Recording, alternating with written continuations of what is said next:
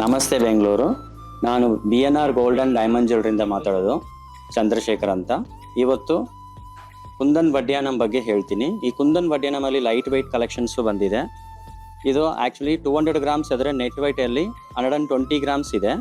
So ಇದರಲ್ಲಿ ಏನೇನು concept ಅಂದರೆ Kundan plus culture pearls with ಎಂಬ್ರಾಲ್ ಬೀಡ್ಸು ವಿತ್ ಲೇಯರು, ಇದರ್ ಸೈಡ್ ಲೇಯರ್ ಬೀಡ್ಸು ಇದೆ. ಇದು ರಿಮೂವಬಲ್ ಮಾಡ್ಬೋದು. ರಿಮೂವಲ್ ಮಾಡಿಬಿಟ್ಟು ನೀವು ಗೋಲ್ಡನ್ ಬೆಲ್ಟನ್ನು ಹಾಕೋಬೋದು, ಸಿಲ್ವರ್ ಬೆಲ್ಟನ್ನು ಹಾಕೋಬೋದು.